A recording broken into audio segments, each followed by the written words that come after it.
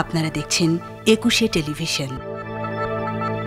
চট্টগ্রামের লালখান বাজারে আধিপত্য বিস্তারকে কেন্দ্র করে হামলার ঘটনায় 5 জনকে আটক করেছে পুলিশ। শুক্রবার রাতে নগরের বিভিন্ন স্থানে অভিযান চালিয়ে তাদের আটক করা হয়। গত এক সপ্তাহে ছুরিকাঘাতে আহত হয় 5 জন। বিভিন্ন ঘটনায় মোট আহত হয়েছে অন্তত 10 জন। চট্টগ্রাম থেকে রিপোর্ট করছেন শিউলি শবনম। আসন্ন সিটি নির্বাচনে কাউন্সিলর পদকে ঘিরে গত এক সপ্তাহ ধরেই নগরীর লালখান বাজার এলাকায় দুটি গ্রুপের মধ্যে উত্তেজনা দেখা দেয়।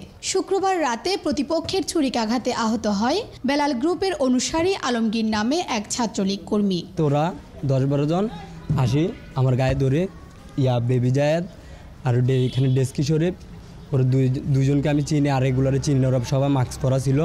ছুরিটা মারছে, মারি ওরা আবার আমাকে মারতে দিয়েছে, আমি দৌড় দিয়েছিলাম। তরকারি বিক্রি করার অবস্থা আসে আমার মনে করেন যে হামলা। আমার আব্বু আম্মু সবাই দাঁড়া রয়েছে, তখন আমার আম্মুর অবস্থা আমাকে মারছে। তারপর আমার আম্মুকে রামদাওরা ধরছে।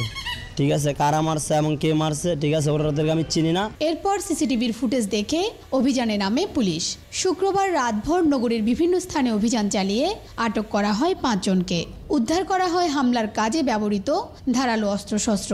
সামনে কাউন্সিলর ইলেকশন নিয়ে তারা দুইটা পক্ষের বিরুদ্ধে স্থানীয় আধিপত্য নিয়ে দুই পক্ষের মধ্যে পরস্পরকে বিভিন্ন সময় ধাওয়া পাল্টা দেওয়ার শুরু করে এলাকা থেকে বিতাড়িত চেষ্টা চালাচ্ছে।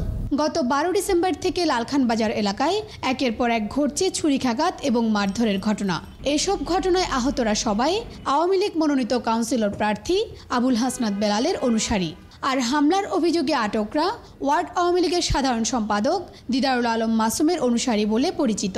ওর বাসার দরজা যখন টোকা দিচ্ছে ঠিক তেমনি মুহূর্তে ঘটনা ঘটছে।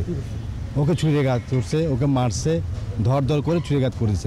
এই ঘটনায় আটকদের বিরুদ্ধে খুলশী থানায় মামলা করা হয়েছে।